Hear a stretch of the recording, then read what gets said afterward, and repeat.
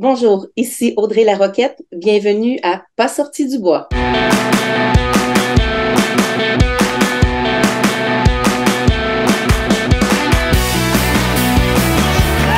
messieurs, votre gagnant du 110 km!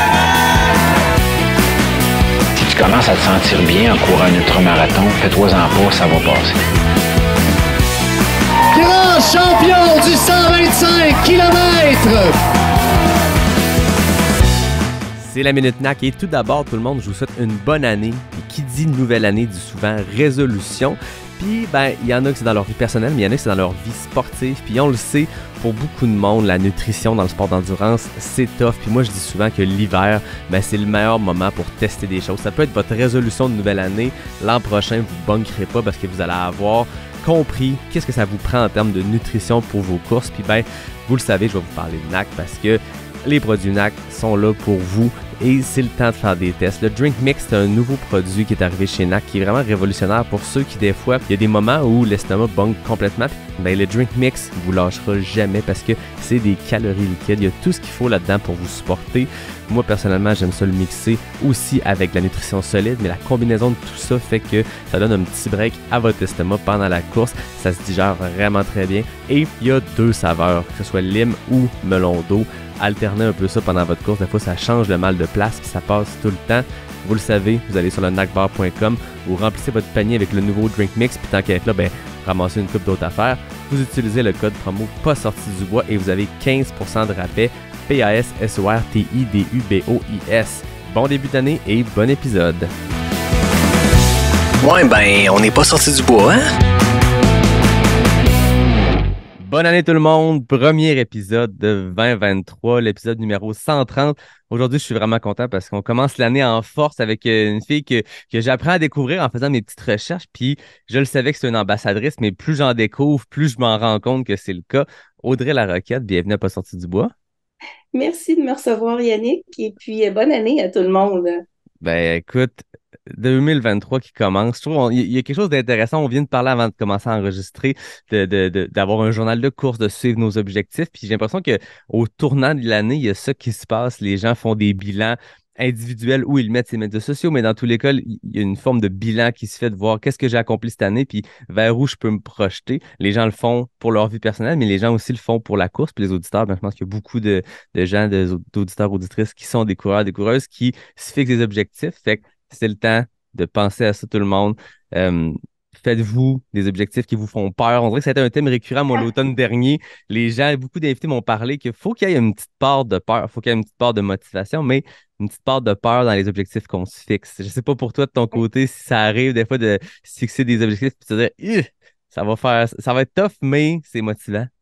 Nous, les coureurs, on a quelque chose de spécial. C'est que quand on fait le party, on se réveille pas le lendemain matin avec un tatouage, on se réveille avec une inscription à une course. C'est le genre de choses que notre personnalité. Moi, je suis une personne qui boit pas, mais je me souviens à l'époque, Drunk Me pouvait acheter une course à Sober Me, puis ensuite Sober Me faisait C'était une drôle d'idée. Puis c'est ce que ça prenait pour se lancer. Mais en même temps, il faut comme un peu s'enlever la pression de faire toujours plus. Puis Ah oui. oui, toujours plus, je suis d'accord. C'est le slogan du Bromo Ultra, donner plus, courir plus. Mais en même temps, il faut s'enlever cette pression-là. Parce que la course, ça a ça de beau de s'adapter à notre vie. Puis moi, j'essaie de toujours rappeler ça aux gens parce que c'est pas grave cette année, là, tu as eu un bébé là, cette année. C'est pas grave de pas courir comme avant. Puis cette année, t'as pas envie d'aller faire cette course-là à nouveau parce que tu voulais la faire mieux. C'est correct, hein? Ça s'adapte. Hein? On court plus, on court moins, mais on reste un coureur. Exact. Les objectifs, c'est modulable. Quand on dit de se fixer quelque chose, comme tu dis, c'est pas nécessairement toujours plus. Des fois, c'est différent complètement. Il y a des gens qui ont été pendant des années sur des courses organisées, des dossards, des objectifs très chiffrés, organisés. Puis l'année suivante, l'objectif, c'est de pas avoir de course, puis de pas avoir de montre, puis de pas avoir de stats, puis juste retrouver des fois le plaisir, parce qu'on peut en perdre un peu de plaisir à force d'avoir des objectifs, ou c'est des choses qui varient. Mais peu importe votre objectif, on vous souhaite les accomplir ou d'essayer. Puis des fois, juste d'essayer, c'est déjà un très, très, très grand pas, peu importe c'est quoi l'objectif. Mais là, on s'écarte, Audrey, on n'a même pas le temps de te présenter, de te parler de qui tu es. Avant toute chose, moi, je commence tout le temps à demander à mon invité qu'est-ce qu'il boit de son côté. Il est tôt le matin. Ça serait surprenant que tu me répondes que t'as un gin tonic, mais qu'est-ce que tu as de ton côté? J'ai un café noir qui habituellement n'est pas noir, mais là, en ce moment, je vous accueille à mon travail. Et puis, après le congé des fêtes, j'avais pas confiance au lait qui était dans le frigo. Fait que, je suis allée pour le café noir. Et puis, j'ai un smoothie fabriqué chez mon chum avant de partir, qui est pas mal bon, d'ailleurs. Fait que si jamais je m'étouffe, parce que je m'excuse, j'ai eu un bon virus respiratoire les 2 dernières semaines, ben j'ai mes boissons. Puis toi, qu'est-ce que tu bois, Yannick? Je suis sur le café aussi. Moi, j'ai eu la Café? chance d'avoir un partenaire de café pour le podcast qui s'appelle Capic 1 Expédition qui font du maudit bon café. Oh, Fait que c'est Ray Zahab que tu connais ah oui, probablement oui, qui est oui. à la tête de ça avec une belle équipe. Mais ils sont le fournisseur officiel de café. Fait que quand on fait des enregistrements le matin, mais j'ai la chance d'avoir un Expedition Roast aujourd'hui. Donc, cheers à toi, Audrey. Merci. Je suis Oui, vraiment oui. content de commencer l'année avec toi. Avec ma petite plug de sport adapté en passant. Ben, c'est ça, mais je pense qu'au-delà de la tasse, on aura l'occasion d'en parler parce que tu es la directrice adjointe de la Fondation des sports adaptés. Tu es aussi la fondatrice présidente du club de trail de Bromont. Tu as été impliquée sur le Bromont Ultra, tu as été la directrice de course. Tu es aussi une coureuse. J'ai l'impression qu'il y a beaucoup, beaucoup de chapeaux sur ta tête. Il y a beaucoup, beaucoup de facettes à ta personne. Puis je pense que ça va être le fun de plonger là-dedans. On va commencer au commencement. Parle-nous de toi plus personnellement, d'où tu viens, de comment le sport est entré dans ta vie, comment la course est entrée dans ta vie. Ah mon Dieu. Moi, je suis à la base une maman de 4 enfants. Donc, il y a mon grand garçon a 22 ans. Il y a plus d'une vingtaine d'années, je courais un petit peu comme ça autour de chez moi. En fait, j'étais une fille de mountain bike. Et puis, j'habitais à Bromont sur la C1. Donc, j'avais le sentier qui était juste là. Puis là, j'ai eu mon garçon. Puis, le mountain bike, je partais un petit peu moins. Puis, je me suis rendu compte que je courais dans le bois avec mon gars il y avait à peu près 3 ans, puis je poussais avec un bâton son vélo en arrière, puis on allait dans les sentiers, puis je trouvais ça donc bien le fun d'aller courir dans les sentiers. Fait que j'ai commencé graduellement à y aller sans me rendre compte que c'était vraiment un sport. Moi, mon objectif, c'était de faire du continu sur la route. Fait que j'avais mon carnet d'entraînement là, qui disait j'ai couru 1 minute, une chance que j'avais 1 minute de repos après parce que je sais pas comment j'aurais pu faire ça 4 fois. Puis j'ai tout gardé ça, ces livres-là. Puis là, avec les années, ben, j'ai rencontré des gens qui couraient pour vrai. J'ai rencontré une femme qui s'appelle Joanne Brunel, qui est extraordinaire, qui est enceinte en même temps que moi. Puis elle a couché avant. Puis pouf, elle a couru un 10 km au lac Brome. Je suis allée l'encourager. Puis j'ai fait, oh my God, je veux faire ça. Et j'ai acheté un livre, 10 km en 10 semaines. OK? J'ai eu mal. J'ai fait exactement l'entraînement qu'il y avait dedans. Puis Joanne me disait, je disais, il pleut, on va pas aller courir. Elle dit, ben, c'est du rafraîchissement gratuit. OK. Je disais, 1 minute, c'est terrible, tu n'es peut-être pas essoufflé. Elle dit, c'est juste 1 minute. Puis, plusieurs années plus tard, je me suis retrouvée sur la ligne de départ du marathon d'Ottawa avec elle. Puis, courir avec cette femme-là, ça a toujours été quelque chose qui se fait tout seul. Je cours beaucoup plus vite avec elle. Je devrais l'avoir tout le temps avec moi là, quand je veux performer à quelque part. Et puis, on a fait le marathon d'Ottawa, elle a terminé, elle voulait se qualifier pour Boston. Moi, je voulais survivre. Puis, finalement, de fil en aiguille, j'ai continué à courir. Puis, j'ai rencontré, c'est les gens dans ma vie qui ont fait une différence. J'ai rencontré une fille de Sherbrooke, Marie-Pierre Royer, qui était une des premières coureuses d'ultra du Québec. Là, ça fait plusieurs années, une douzaine d'années. Puis je reviens d'un marathon, puis je la croise dans une toilette de Tim Hortons aux États-Unis. Je savais même pas qu'il y avait des Tim Hortons aux États-Unis à l'époque. Et puis, fait que je la croise, puis je sais pas par où venir, j'ai pas de GPS, je sais pas quel chemin prendre. Je disais, elle parle français, je vais la suivre dans les toilettes, je vais poser des questions. Puis elle venait d'arriver troisième au marathon de Bar Harbor que je venais de faire sur l'île, c'était en Maine, là, sur l'île, ça finit à Bar Harbor. Fait que c'est Mount Desert Island. Puis là, je me mets à parler avec elle, puis comme ça, on devient amis, puis elle me dit, toi, elle dit, t'as l'attitude d'une coureuse d'ultra. Je dis, bon, OK, on va aller voir. On va aller voir de quoi on parle. Fait que j'ai commencé à courir avec le club d'Offord pour le plaisir. Puis là, le monde d'Offord se demandait, ben gros, pourquoi je me déplaçais jusque-là pour y aller. Il y avait un beau club, il y avait 75 personnes, je pense, à l'époque. Fait que j'allais avec eux pendant une couple d'années, puis ils me disaient, Audrey, je bloguais sur la course, j'écrivais, ça s'appelait La Fusée verte, des réflexions de coureuses. Puis ils me disaient, Audrey, t'as du monde qui vont courir avec toi, pourquoi tu ferais pas un club? En 2010, je pars une page Facebook, ouais, de club de trail de Bromont. Là, la ville m'appelle puis ils me disent, Hey, on a un club de trail à Bromont, peux-tu nous organiser une course? Pourquoi pas? Fait qu'on a organisé une première course avec les gens qui sont devenus mes cofondateurs du club de trail. C'est Jean-Daniel Buneau, JD, qui est encore coach aujourd'hui. Et puis Sébastien Martin, qui est aussi, je sais pas si tu connais Sébastien, je sais que c'est un grand fan. Puis je me demande si tu l'as pas reçu même.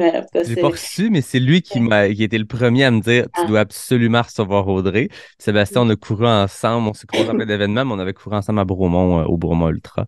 Sébastien, qui est généreux, mais généreux, qui a toujours été là avec le club, autant que JD.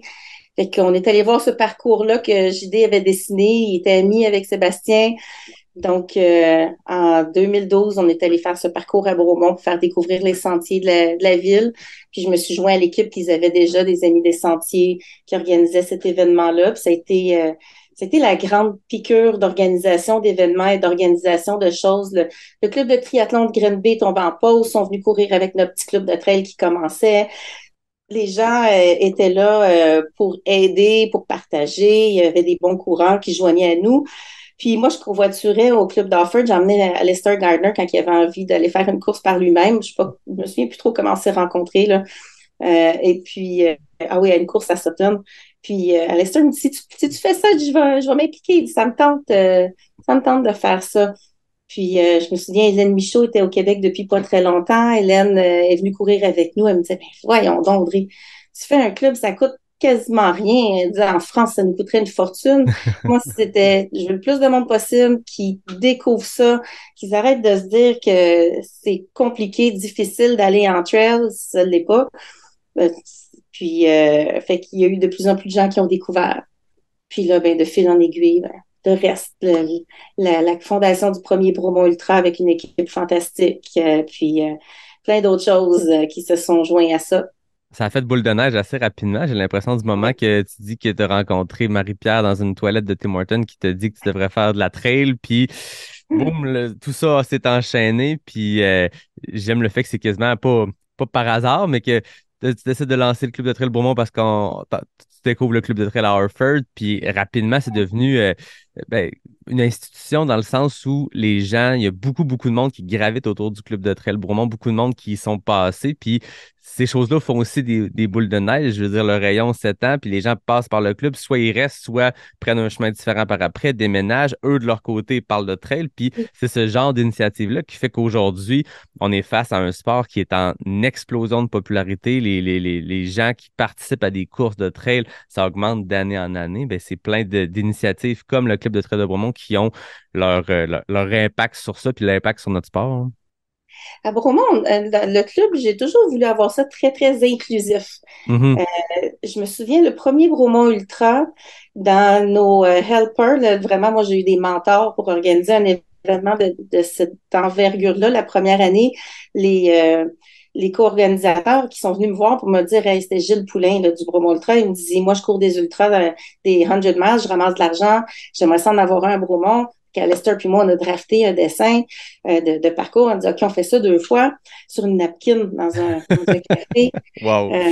Puis je dirais que Lester est beaucoup plus responsable que moi pour les douleurs que vous pouvez souffrir, endurer dans cette course-là. Là, c'est vraiment lui l'ingénieur de ça. Puis bon, ça a continué.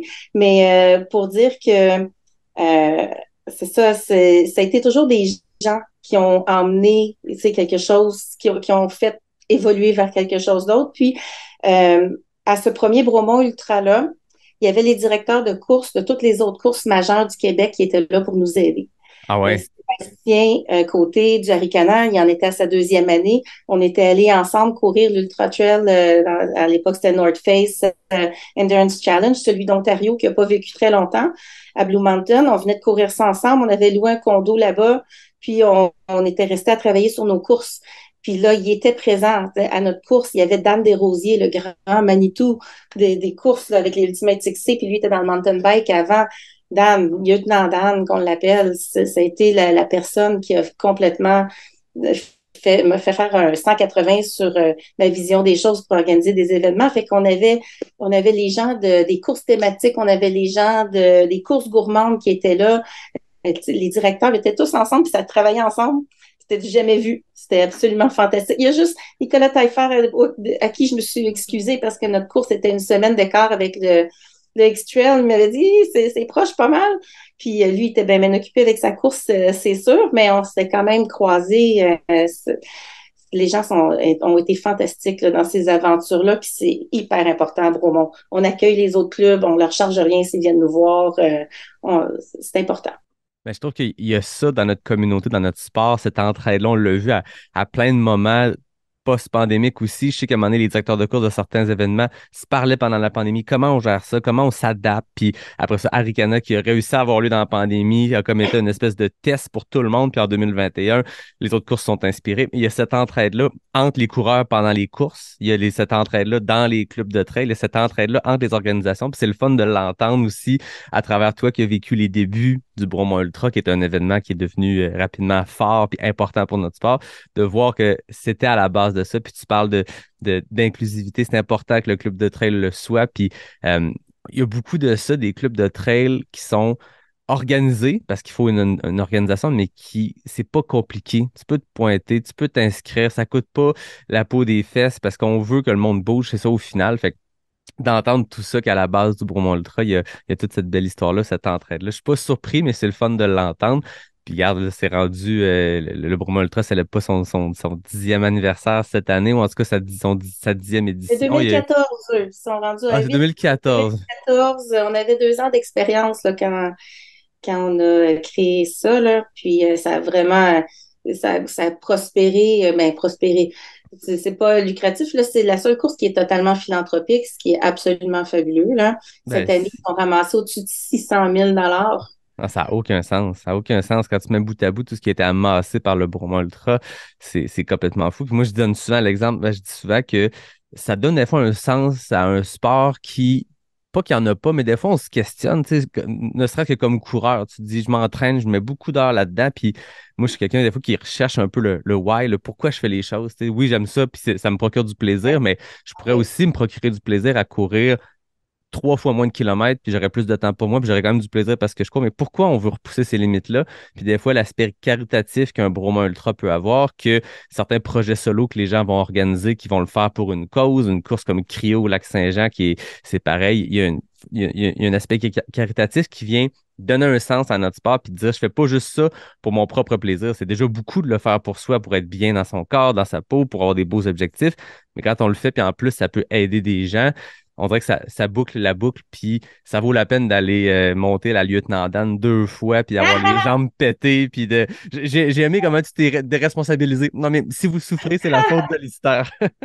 Ouais, on essayait de vendre des poupées vaudou de toutes les coachs du club, c'est celle d'Alistair qui se vend vraiment le mieux. Ah ouais, OK. C'est une blague. C'est une blague. Mais oui, la lieutenant Dan, c'est ça. C'est drôle parce que moi, le Bromont Ultra, j'aurais certainement pas l'occasion de le courir avant un bon bout de temps. Parce que j'ai couru en équipe à toutes les années. Je suis partie sur le premier départ, toutes les années où on pouvait le faire. Là, j'ai fait le 25, le 12, le 6, quand ça partait à 3h45 du matin. Je donnais le départ les premières années. J'avais le micro, je donnais le départ, je remettais le micro, puis je partais en courant. C'est des souvenirs là, qui vont rester gravés. Mais maintenant, je le fais avec la Fondation des sports adaptés, le Bromont Ultra. Ben Je me oui. souviens, là, Steve Charbonneau qui est arrivé en 2015 avec ses DAU, qui sont des fauteuils pour courir en montagne. Je peux te le montrer. Je sais que les gens ne l'entendront pas, ceux qui écoutent le podcast, mais ici, là, sur mon cadre, on voit une petite fille qui est assise dans un DAU, puis on traîne ces fauteuils-là en montagne, on les traîne. On les pousse, on les tire, puis on réussit à passer dans des sentiers relativement techniques. C'est sûr que moins c'est technique, plus c'est accessible pour les bénévoles d'aller Ben partout oui. avec ça. Puis au Bromont Ultra, on le fait en équipe. Fait qu'on se dit qu'on essaie de faire 80 kilomètres avec chaque DAU. Fait que là, cette année, on en avait 4 qui tournaient sur le parcours. Et puis, c'est des équipes d'à peu près 8 coureurs parce que c'est plus exigeant en Ben oui. sentier. Puis, fait qu'on tourne, on a des gens à mobilité réduite qu'on assoit, qui s'installent dans le DAU. Il y en a qui peuvent aider avec des bâtons pour avancer. Puis, on tourne pendant des heures puis des heures. On fait le parcours de 6 kilomètres du Bromont Ultra. Fait que moi, je gère ça, ce qui fait que je peux pas vraiment aller courir mes courses maintenant en même temps. Fait que je vais courir avec le DAU. Fait que je mets mon orgueil de côté. Je suis ces bons coureurs qui sont motivés comme des fous au Bromont Ultra. Cette année, on avait des militaires, des jeunes du Collège royal militaire de Saint-Jean. OK. Il y en avait au-dessus d'une vingtaine qui couraient pour la Fondation des sports adaptés. J'ai fait mes meilleurs temps sur les parcours, Ah oui, les parcours de 6 kilomètres à vie. ça y allait. Oh, oui, j'étais presque accrochée en arrière du DU à me faire traîner. Là, ça a été souffrant.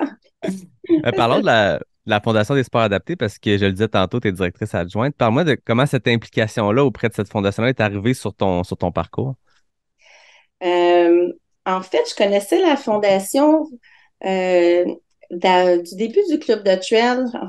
Oui, déjà avec le Bromont Ultra. OK, c'est avec le Bromont Ultra que je l'ai connu en 2014. En 2015, quand Steve Charbonneau est arrivé avec le DAU pour le courir sur le parcours, pour courir avec des gens à mobilité réduite. Fait que moi, à cette époque-là, j'étais encore directrice de course du Bromont Ultra. J'ai fait ça les 3 premières années, mais mon mandat, c'était pas d'être directrice à vie, c'était pas, la course ne m'appartenait pas. C'était vraiment d'aider à démarrer tout ça avec Mhm. l'expérience que j'avais. Puis, fait que là, bon, Steve Charbonneau est arrivé avec la fondation là, mais on avait beaucoup d'amis en commun. Steve Charbonneau, il est né la même date, la même année que moi, dans OK. la région ici. Fait qu'on s'est Wow. toujours comme croisés de près, de loin. Et puis, fait que là, je suis allée faire du bénévolat pour la fondation en ski nautique. S'il y a bien quelque OK. chose que je fais pas, c'est ça. C'est du ski nautique. C'est pas quelque chose qui est dans ma vie, tout simplement. Il y a un moteur. Hein. Fait que les moteurs, ça faisait pas partie de ma vie à l'époque. Fait que je suis allée comme bénévole. Alors là, je me sentais assez inutile, mais finalement, je l'étais pas. J'étais dans le bateau à faire des thumbs up aux gens qui étaient en ski nautique.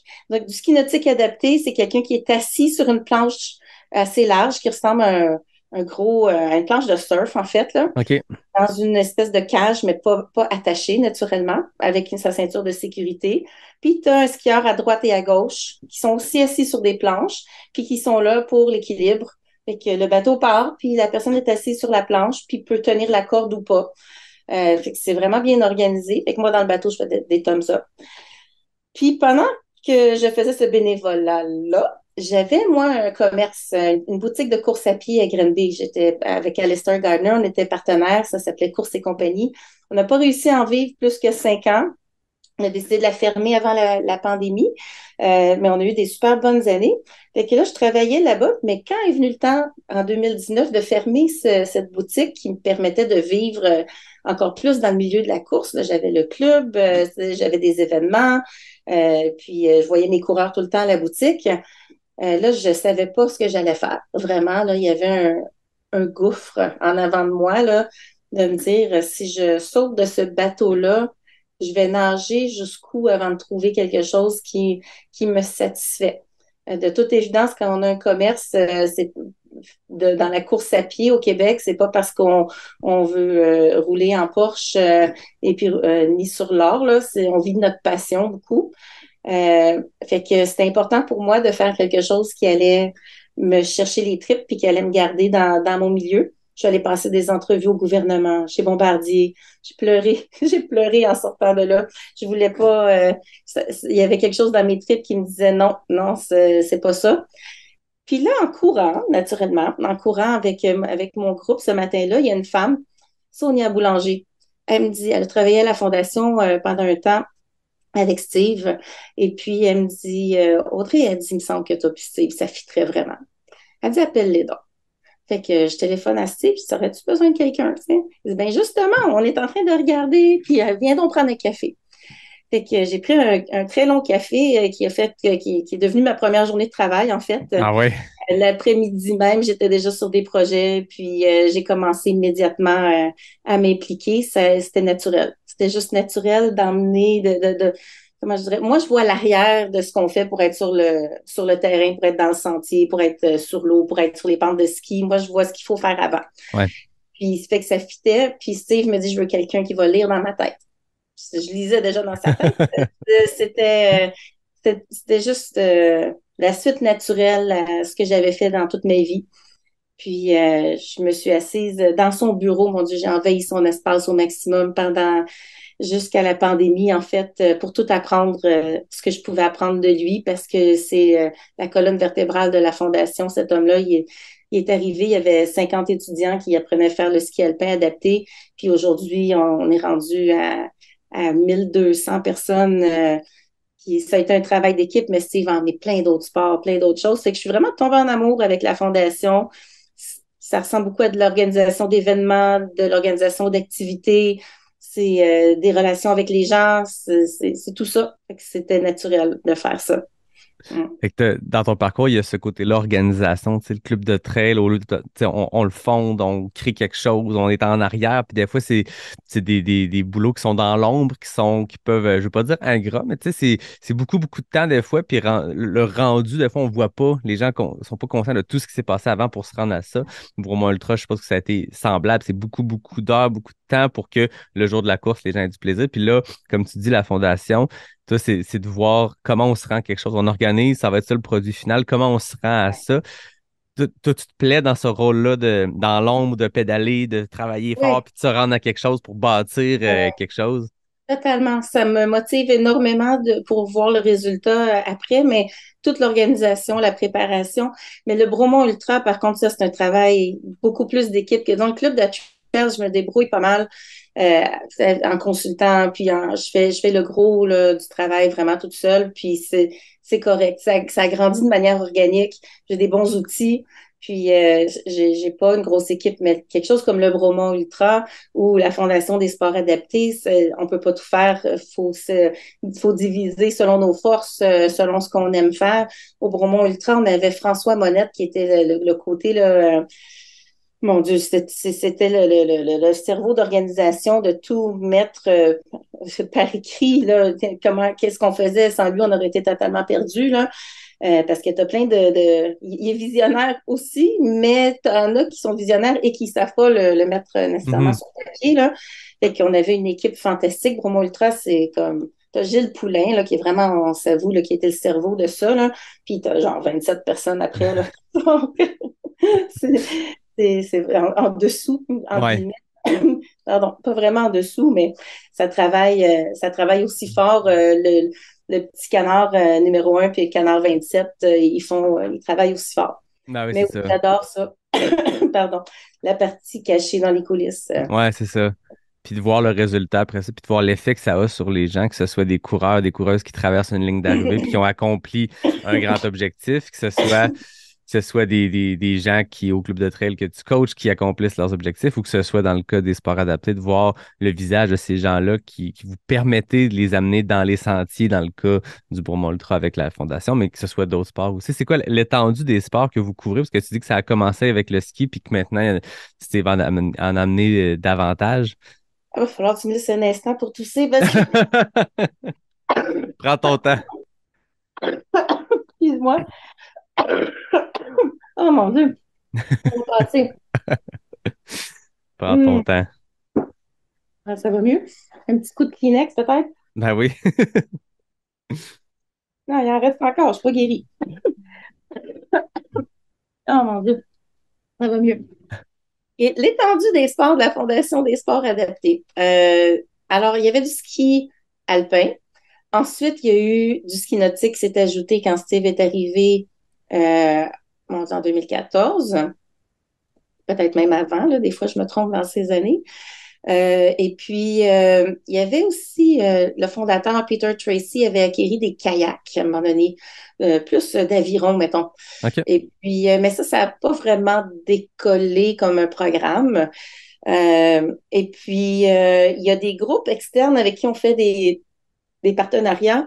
Puis il y a dans le coin de Montréal OCGA Stand-Up Paddle adapté. Fait qu'eux autres, OK. c'est du stand-up paddle. On embarque le fauteuil roulant sur une grosse stand-up. Et puis, encore là, c'est un petit peu loin, là, mais on embarque le fauteuil roulant sur la planche à pagaie. Il y a des flotteurs de côté, c'est un peu comme un trimaran Mhm.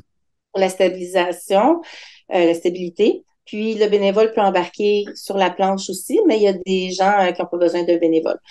Ils sont capables de pagayer tout seuls, mais bon, d'autres non. On peut aussi asseoir la personne directement sur la planche avec des flotteurs qui stabilisent. Fait qu'il y a eu le stand-up paddle qui est arrivé comme en troisième avec OCGA. Puis là, la fondation est devenue de plus en plus autonome. Il y a eu un gros don de vélos. Donc, on a le paracyclisme. Ici, le bureau où je suis, on est à côté du Centre national de cyclisme de Bromont. Fait qu'on est vraiment là, on traverse le stationnement, puis on est là, on est dans leurs anciens locaux avant qu'ils construisent le gros vélodrome. Fait que le paracyclisme, le kayak, maintenant le kayak, c'est fantastique. Là, on est vraiment équipé pour que un quadraplégique soit totalement autonome sur l'eau. Là. Ah ouais. Souvent, a l'usage de ses bras, mais pas de ses mains. Donc, les épaules, la tête, les bras, mais pas les mains. Fait qu'on réussit à positionner les mains avec des gants spéciaux qui glissent dans une fente. La pagaie est supportée sur un pivot, puis on peut aller pagayer des heures de temps. La personne est totalement autonome. Wow. Des moments, là. L'installation, des fois, est longue, là, mais ça vaut de l'or. Là. On a eu un participant, là, un jeune de 30 ans qui s'est cassé le cou en plongeant dans une piscine à 14 ans. Là.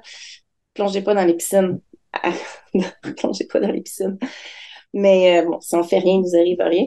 Fait que lui, je l'en ai pagayé avec ses amis puis sa famille au lac Brome, puis on a fait 2 heures sur le lac, là, mais jamais il a eu besoin de mon aide, là, à part pour l'installation. Sinon, on a juste pris des photos, nous, à la fondation, de ce moment-là. Fait que les équipements, il y a une dizaine de sports qui existent. Nous, on a des équipements. On pourrait aller tout simplement accompagner quelqu'un qui a une déficience visuelle à courir, mais c'est pas ça qu'on fait. La Fondation permet l'accès à des équipements qui coûtent souvent très cher, qu'on peut pas juste emprunter à notre voisin pour aller faire un essai. T'sais, un vélo de montagne adapté, ça vaut 18 000 US. On peut pas juste dire, me passes-tu ton bike? Il y en a juste pas de ces vélos-là. Fait que on a l'équipement, puis on a les gens qui ont l'expertise, les bénévoles. Il y a au-dessus de, oh mon Dieu, là, mes chiffres sont loin, là, mais je pense que je regarde mon tableau en même temps que je regarde, là, pour essayer de voir si j'ai pas un chiffre, mais c'est des centaines de bénévoles qui sont là pour accompagner. Fait que c'est vraiment ça le mandat là, dans cette dizaine de sports-là, d'emmener les gens à découvrir, à avoir accès, à vivre des moments qui vont leur permettre de gagner confiance en eux, d'oublier leur handicap. Mhm. Mais retrouver une forme de liberté, j'ai l'impression, quand tu parlais du kayak, qui quelqu'un qui est quadraplégique peut retrouver une autonomie complète dans le sens où il peut être seul sur le lac, puis faire ce qu'il a à faire, puis avancer, alors que c'est des gens qui perdent nécessairement une liberté quand il y a un fauteuil roulant, quand il y a une Ouais. adaptation comme ça, là. On le fait en vélo aussi. On peut adapter quelqu'un. La personne peut freiner avec la tête. OK. C'est fabuleux, là. Fait qu'il est capable de pédaler. C'est les deux mains en même temps. Ouais. Puis que les mains soient positionnées pour rester bien sur le volant, le guidon, pardon. Fait que c'est fou, là, ce qu'on peut faire. Là, on a des jeunes, cet été, on a eu des jeunes en planche à pagaie qui étaient non verbales, non toniques. C'est-à-dire que leur corps bouge pas, qu'ils sont pas capables de parler. Des fois, il y a juste un petit son qui sort comme hi, c'est juste ça. OK. Puis c'est la seule manière dont on communique. Leurs parents, leur entourage les connaissent vraiment bien. Puis peuvent nous communiquer à quel point ça a été une expérience pour eux positive ou négative. Puis c'est toujours positif, fait qu'on peut aller passer une demi-heure, 1 heure sur l'eau à pagayer quelqu'un qui est dans son fauteuil roulant. Puis quand on débarque, toute la famille pleure parce que l'enfant a vécu le plus beau moment de sa vie. Fait ça, c'est vraiment particulier, là. Cette dizaine d'activités-là qu'on fait, là, touche beaucoup de gens puis réussit à servir une clientèle qui est très large. Mhm. Le ski de fond cet hiver, le ski de fond paranordique dans les Luges, ça, c'est le gros lancement qu'on fait cet hiver. Ah Là, on a ouais. commencé graduellement dans les 2 dernières années. Mais là, bon, en ce moment, il fait plutôt vert là, pour un 2 janvier. Mais ça va être notre grosse expérience là, cette année. On a 2 autres luges paranordiques qui s'en viennent, ce qui va nous mener à 4. Puis ça, c'est un travail d'équipe fantastique. Il faut que la personne dans la luge ait un bon tonus du haut du corps pour être capable de se propulser avec les 2 bâtons. C'est de la double poussée. OK. On alterne, on est comme déséquilibré, fait qu'il faut vraiment y aller en double poussée. Puis, s'il y a un petit peu de côte, on est fatigué, mais ce qu'on fait, c'est qu'on met un bungee comme pour faire du canicross, une corde Ouais. avec un élastique dedans, qu'on attache aux hanches du skieur qui va être, mettons, devant, aux hanches avec une ceinture de canicross. D'ailleurs, j'ai adapté beaucoup les équipements de canicross, là. Ouais. Je suis allée magasiner des ceintures de canicross qu'on s'est servi déjà l'année dernière. Fait qu'on met le bungee, on accroche ça après la luge, puis là, c'est un travail d'équipe. On tire pas la personne derrière nous, puis c'est pas se donner une promenade à quelqu'un. C'est vraiment pas hyper forçant pour le skieur à l'avant. Et ça aide énormément la personne à l'arrière sans qu'elle se fasse traîner. Elle travaille encore. Ça devient un peu comme du vélo tandem ou c'est une collaboration. Oui, oui, oui, tout à fait. J'aurais des histoires à te raconter à pu finir. Mais on a le temps, Audrey, on a le temps. Pense à d'autres choses, tandem, une jeune, on est allé à Sherbrooke, une sortie scolaire de vélo, et puis moi je vais avec le tandem, puis avec ma collègue sur son vélo pour accompagner une jeune de 10 ans avec une déficience visuelle. Elle voit comme la lumière, mais elle voit pas les détails. Peut-être qu'elle voit, non, elle voyait vraiment pas. Elle voit vraiment la lumière, puis elle reconnaît beaucoup les gens autour d'elle par le son de leur déplacement, hein. Puis là, ils nous mettent dans un groupe, puis il y a 3 groupes. Il y a un groupe rapide, il y a un groupe moyen, puis il y a un groupe lent. Fait que là, ils ont déficience visuelle avec un tandem, on la met dans le groupe lent. Fait que là, on arrêtait, on repartait, on arrêtait, on repartait, parce que le groupe avait beaucoup d'arrêts à faire. Fait que là, on est devenu vite bonne, cette jeune fille-là et moi, pour les arrêts puis les départs ensemble, hein. Là, on avait développé rapidement un code, il y a déjà des codes de base, mais là, elle a intégré tout de suite là, les départs 1, 2, 3. On disait quel pied on mettait sur telle pédale, puis comment on faisait nos arrêts. Rendu au petit parc, elle dit, penses-tu qu'on pourrait aller dans un autre groupe? Je dis, oh que oui, et puis on va être dans le groupe rapide et on va être en avant du Ah groupe ouais. rapide. Fait qu'on a suivi le professeur sur le retour, on était 2e en avant du professeur. Ça a roulé, puis à Sherbrooke, il y a de la côte. Ah oui. On a fini par une longue montée de chemin de terre. Puis là, j'ai dit, tu prête, on va se lever. 1, 2, 3, debout. Les 2, on a monté toute la côte Wow. avec la jeune. C'était incroyable. Après ça, là, j'ai dit, OK, là, je te fais un high five. Elle met la main. Ça a été là, une expérience fantastique. Puis ses parents ont loué un tandem pour tout l'été après ça. Fait que, elle a pu faire du tandem, puis continuer. Puis elle, c'est une jeune fille qui est entraînable. Fait que nous, on voit ça. Pardon, faudrait d'ailleurs que j'en parle avec le Centre national de cyclistes parce que là, cette cycliste-là, cette jeune fille-là, elle est capable de souffrir. Elle est capable de s'entraîner. Fait que je sais qu'elle a un potentiel peut-être paralympique, on ne sait pas, mais ne serait-ce que pour le plaisir, elle va avoir du plaisir à s'entraîner. Ben oui. C'est un potentiel qui est là. Puis comme on est juste à côté du Centre national de cyclisme, et puis que Sébastien Travers, qui est l'entraîneur-chef de Cycling Canada là, par an, est juste là, on leur parle. Ben non, Voilà. c'est ça. Puis tu sais, c'est Marianne Hogan que j'ai reçue quelques fois dans les dernières années, qui était justement Oui. cycliste accompagnatrice avec, ben, cycliste pas juste ça, parce que c'était une triathlète qui était pratiquement 100% aveugle, qui s'est rendue jusqu'aux Jeux olympiques, aux Jeux paralympiques. Puis tu sais, c'est ça, il y a des gens comme ça qui, ça leur prend juste une petite étincelle, la découverte d'un sport ou l'aide de quelqu'un, dans ton cas, t'es allé avec cette fille-là, puis t'as vu le potentiel, t'as découvert un potentiel immense de la part de cette jeune fille-là, puis au final, c'est comme tu dis, si c'est de l'entraînement pour le plaisir ou de l'entraînement qui devient un jour pour un objectif paralympique, c'est immense pour cette jeune fille-là qui vient de découvrir quelque chose, qui a une passion comme nous, comme toi puis moi pour la course, pour d'autres c'est Ça. autre chose. Des fois, ça prend juste la petite bougie d'allumage, puis la petite tape dans le dos, puis l'aide parce que c'est un sport adapté, ça prend un bénévole avec, puis ça peut changer Oui. des vies. Vous devez changer des vies au quotidien, puis c'est beau comme ça de t'entendre, puis de voir l'impact que vous avez pour ces gens-là. Changer des vies, c'est ça qui fait que tout ce qu'on fait avant, comme je disais tout à l'heure, dans le bureau, tu sais, à notre ordinateur, puis partout, c'est ça qui nous motive. Puis j'avoue que c'est un beau petit bonbon aussi de pouvoir dire, ben vendredi après-midi, on fait du ski élite à Bromont avec nos gens qui sont autonomes. Ça, regarde, la limite entre le travail, je dirais personnellement, là, la frontière entre mon travail et mes loisirs est floue. Mhm. Elle est floue, puis je pense que c'est une grande chance je souhaite à tout le monde de vivre ça, de trouver que leur travail, c'est aussi bien que leur loisir. Une C'est pas extension de leur toujours, passion. c'est pas toujours les fleurs, c'est pas toujours le grand bonheur et on flotte, là. Il y a de la vraie job. Mais au final, quand je reviens d'un voyage à quelque part, je suis jamais triste de retourner au bureau. Non, c'est ça. Je pense qu'au quotidien, le why, ton why, la raison d'être de ton travail, de pas être loin à trouver. Ouais, il y a plusieurs raisons, c'est sûr. Puis ouais, je pense que tu as bien raison, Yannick, en disant ça. Je trouve ça beau que vous soyez capable d'amener ces gens-là à se dépasser. Euh, j'ai le goût de revenir à toi de dépassement parce qu'on a parlé beaucoup de l'implication que tu as eue pour les autres, pour, avec le club de trail, faire découvrir ce sport-là, ta boutique de course, la Fondation des sports adaptés. Moi, j'ai le goût qu'on parle d'Audrey la coureuse parce que tu as aussi toi-même tes propres objectifs, puis tu as fait des courses, ça fait longtemps que tu cours en trail, tu as participé à plusieurs événements. Parle-moi un peu de cette portion-là de ta vie comme coureuse. Tu parlais de le North Face Endurance Challenge en Ontario. J'ai vu que tu as fait le Montreux Trail Festival. Tu t'es Ah promené pour la oui, course. mon Dieu, Parle-moi de ça. Écoute, à voir ta réaction. Parle-moi du Montreux Trail Festival. ça, c'était une première édition, c'est en Suisse, à Montreux. Et puis, ils ont un kilomètre vertical, ils ont un 60 kilomètres. Il y a toutes sortes de distances, là.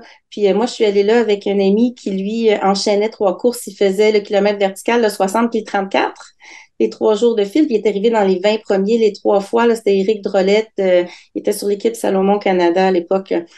Puis on avait eu un fun noir à faire ça. Puis moi, je faisais le 34. Pardon. Moi, mes 2 parents sont français. Donc, je suis européenne à moitié et je suis née ici. Fait qu'on a atterri en France. On s'est rendu en Suisse. Puis là, on arrive en Suisse à notre condo à 1300 mètres d'altitude. Puis là, les trails partent de là vers le haut. Puis là, on se dit, il faut être tranquille. On a une course dans 7 jours, ça. Fait que là, on part pour le fun, une petite run le premier matin, c'est le lendemain de notre arrivée, on part pour une petite run. Je pense qu'on a fait 18 km, 2500 mètres de montée pour le fun, parce que là, j'avais une cuisse pétée qui faisait mal. Mon Dieu, on s'est tellement laissé emporter. Puis là, j'ai découvert que j'avais le vertige. Je savais pas. Parce qu'à 2000 mètres d'altitude, quand ça tombe des deux côtés, il y a comme un côté, une perspective que j'avais pas connue dans ma vie au Québec. Fait que ça a été toute une découverte. Fait que là, on a les jambes pétées. Puis, ah oui, j'ai une amie qui était à Chamonix pendant ce temps-là, Karine Darche, qui est devenue directrice du Bromont Ultra après moi. On s'entraînait ensemble. Puis, au Québec, j'avais dit, hey, j'ai une opportunité d'aller en Suisse. Tu sais, je vais aller faire une course. Attends, je vais être à Chamonix en même temps, je vais y aller avec toi. Fait que là, on part de la Suisse, on va faire un tour au Mont-Blanc. Fait que là, cours au Mont-Blanc, au plan de l'Aiguille, c'est une course de récupération, il fallait récupérer la course de quand on était arrivé. Éric, lui, il était top shape, là, il partait, il était allé rejoindre le glacier, il était en feu, là, c'était vraiment un super voyage. Fait que cours un petit peu là-bas au Mont-Blanc, ça commençait à aller mieux. Ensuite, bon, Éric fait ses courses, je le soutiens là-dedans, je le suis. Karine vient nous rejoindre. C'est la 3e journée des courses en Suisse. Mais là, tu es dans les alpages. Là.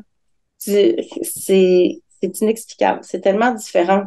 Ta montagne, elle est en gazon, en foin, en fait, parce que eux, ils lâchent au printemps les vaches, là, puis ils partent, puis ils reviennent juste à l'automne. Fait que tu as des sentiers là-dedans, mais c'est vraiment tout ouvert, puis c'est les Alpes. Fait que c'est ça, on était à la 3e journée, puis c'est mon tour de faire la course, mais je me suis familiarisée en suivant Éric d'un ravitaillement à l'autre. Hein. Fait que là, commence ma course, ça part par une montée, je me souviens plus. C'était quoi, 700 mètres de dénivelé, direct en partant, dans les alpages. Là, tu as les femmes de la place, là, qui ont, mon Dieu, l'air d'avoir plus que 70 ans. Là, j'ai des excellents coureurs dans le club qui ont du 70 ans, ça leur enlève rien. Mais là, partir avec ça, là, elles marchent, là, elles plantent leur bâton. Plante, marche, marche, marche. Plante, marche, marche, marche. Plante, marche, marche, marche. Des horloges. Puis là, elles nous distancent. Il y a personne qui court là-dedans, là. Elles nous distancent, elles s'en vont, là, tu les revois jamais, là.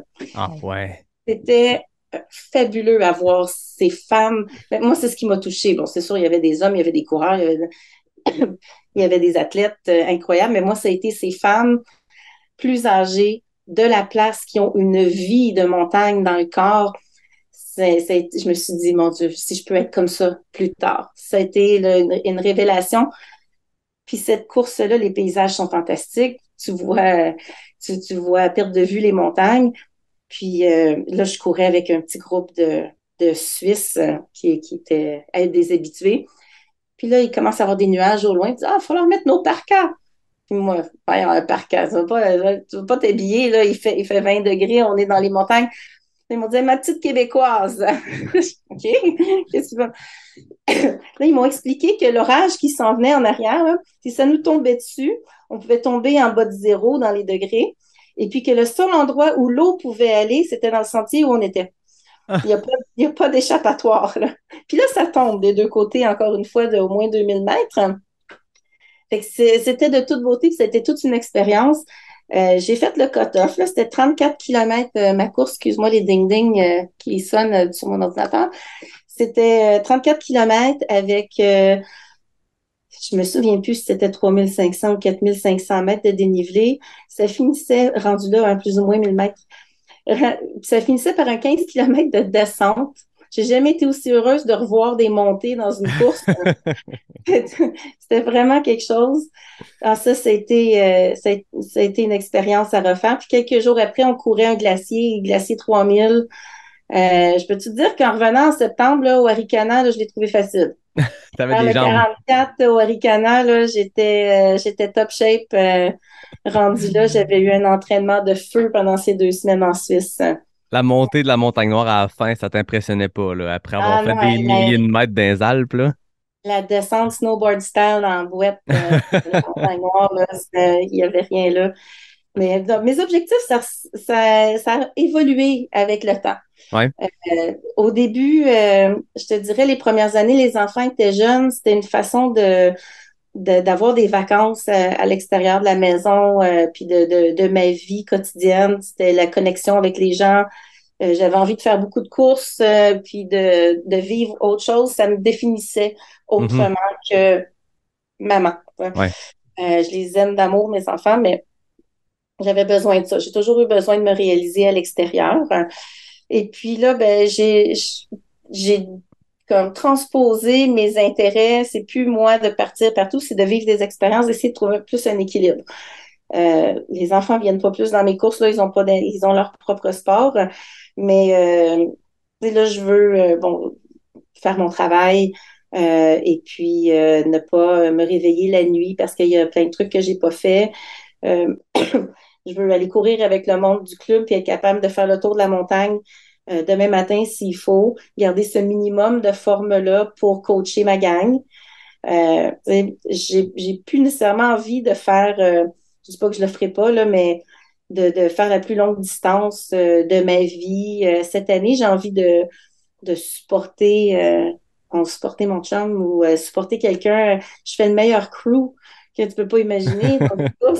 Avec l'expérience que tu as, écoute, la gestion du crew, ça doit y aller, là. Je peux faire ça. C'est autre chose. J'ai envie d'équilibre. Je fais d'autres choses que de courir. Moi, je fais de la moto, d'aventure. J'en ai moins fait cette année, mais c'est autre chose que j'aime beaucoup. Fait que j'ai d'autres intérêts. J'adore le ski de randonnée. J'ai un club de randonnée alpine. Fait que le ski de fond aussi. Là, cette année, je vais faire mon PNCE, mon niveau 1 en ski de fond. Fait que j'ai plein d'autres intérêts. Fait que je te dirais que c'est la recherche de l'équilibre. Ça serait, si tu me disais 2023, ça s'enligne vers quoi, là? Ça s'enligne vers cette recherche-là. J'ai été extrême dans plein de choses.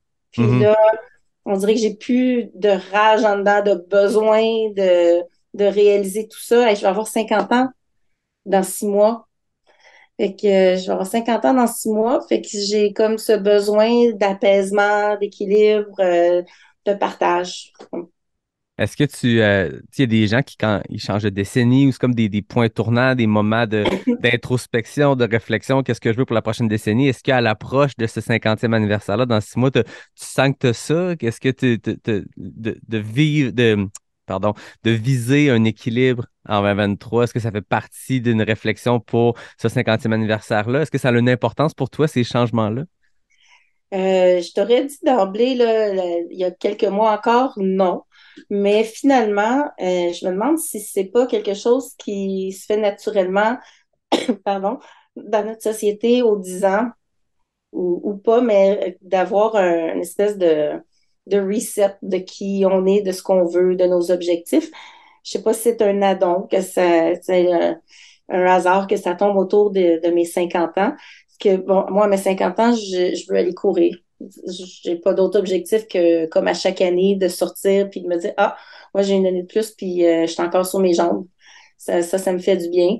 Moi, les surprises, les gangs d'amis que j'adore, mais quand je leur dis que j'ai couru 70 kilomètres puis ils savent pas si c'est plus que 7 kilomètres, en fait, comme effort, hein, Ouais. je trouve ça difficile. J'ai besoin de cette connexion-là avec des gens qui sont dans mon cercle naturel actuel.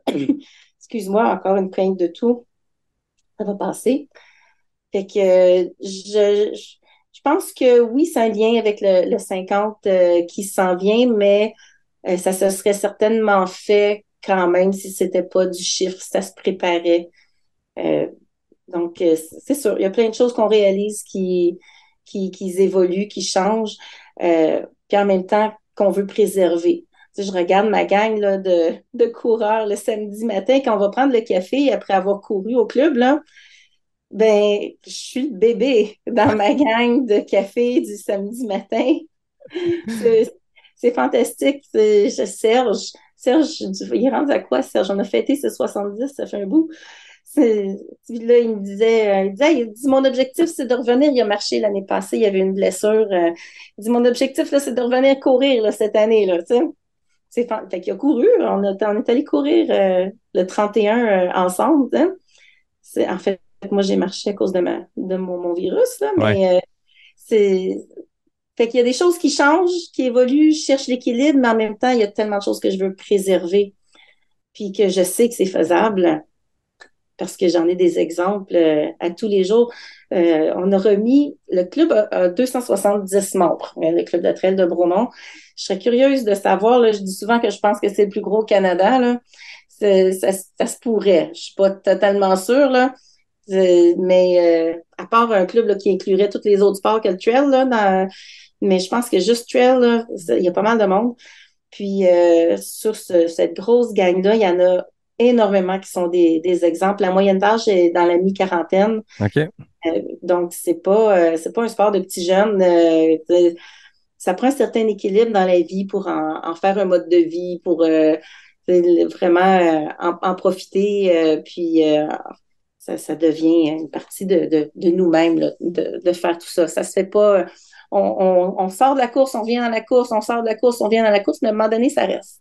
Ouais. Je pense que le trail ici, c'est peut-être le club de trail puis la moyenne d'âge est un bon exemple, mais en Europe, c'est vraiment beaucoup ça. Moi, c'est ce qui m'a marqué le plus. Puis je le savais, je n'avais entendu parler qu'en Europe, les moyennes d'âge sur les courses étaient plus élevées que ce qu'on peut retrouver ici en Amérique. Mais en allant cet été courir à l'UTMB, tout ça, j'ai vraiment vu ça. J'ai passé ma course à courir avec des gens autour de moi, à dépasser, me faire dépasser, à jaser.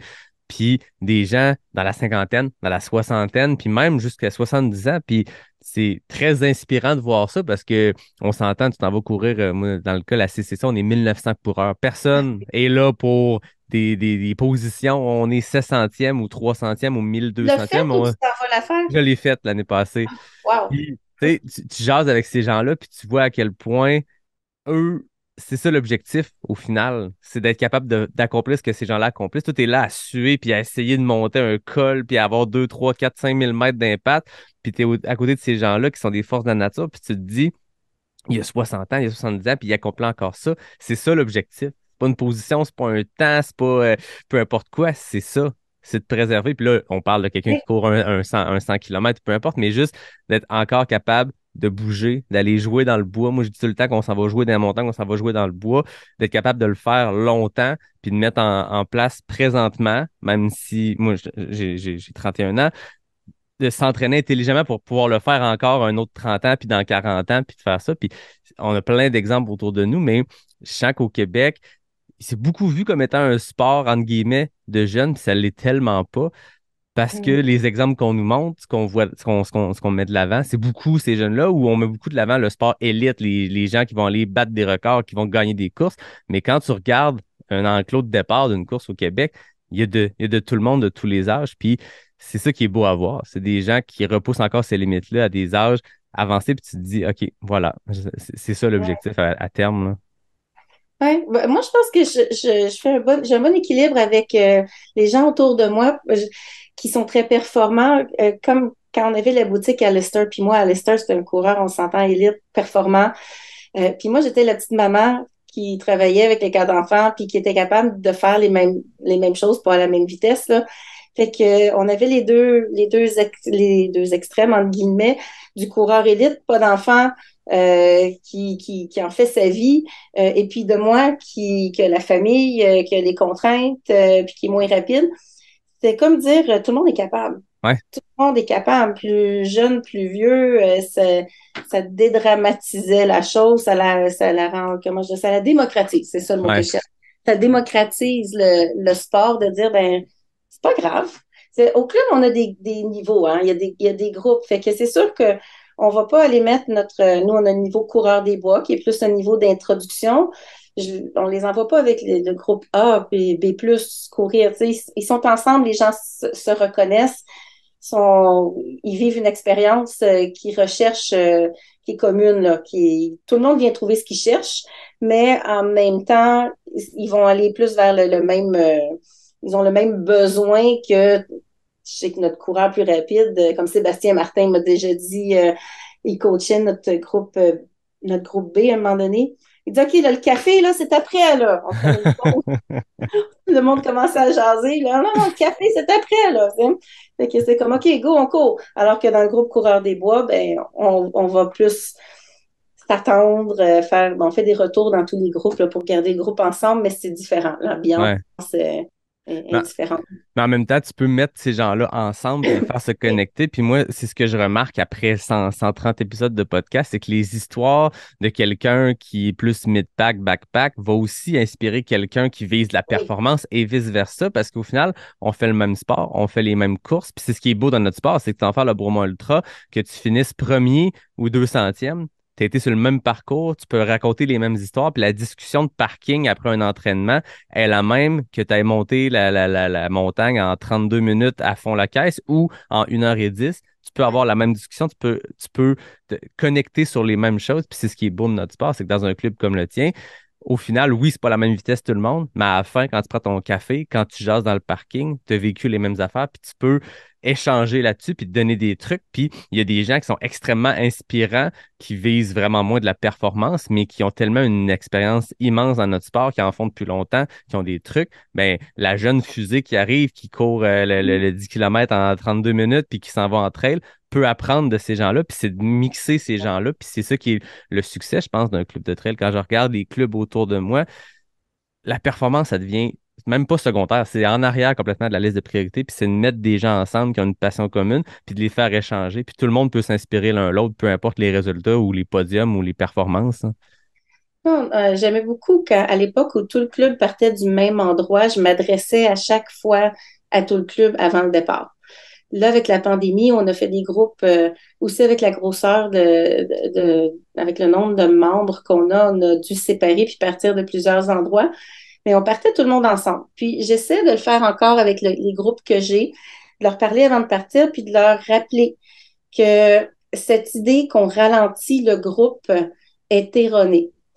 On ne ralentit pas le groupe. On part ensemble, on vient ensemble. Quand quelqu'un revient vers l'arrière pour aller te taper dans la main puis t'encourager, tu lui dis merci. C'est tout. Puis cette personne-là, là, elle est contente que tu lui dises merci parce qu'elle a l'impression qu'elle t'a aidé. Elle t'a Mhm. certainement aidé aussi. Puis à un moment donné, c'est pas toi qui es en arrière. Tu te retrouves au milieu. Le groupe bouge. Ça peut être une montée qui va être ta force. Ça peut être la descente qui va être ta force. Quelqu'un peut tout à coup avoir une indigestion. T'es pas en arrière pour toujours. On a tous nos moments, mais de dire merci, tu ne ralentis jamais le groupe. Moi, je fais courir les gens tout le temps. Tant que la dernière personne n'est pas arrivée, il faut être en mouvement. Fait que tu es rendu en haut de la côte, on s'en fout, tu la redescends la côte. Hein? La personne qui est derrière toi, elle est encore en train de s'entraîner, alors que toi, tu ferais plus rien en haut. Fait que, on essaie vraiment là, de garder ce mouvement-là. Fait qu'à chaque fois, puis ça, c'est quelque chose que je trouve extrêmement important quand que tu guides des groupes, c'est de toujours rappeler que t'es pas un boulet pour le groupe. T'es pas un boulet pour aucun groupe. Puis sérieusement, si un groupe te fait sentir que t'es un boulet, ben t'es pas dans une trail, là. Non, c'est Dois te ça. tromper, tu dois être dans un autre sport, là.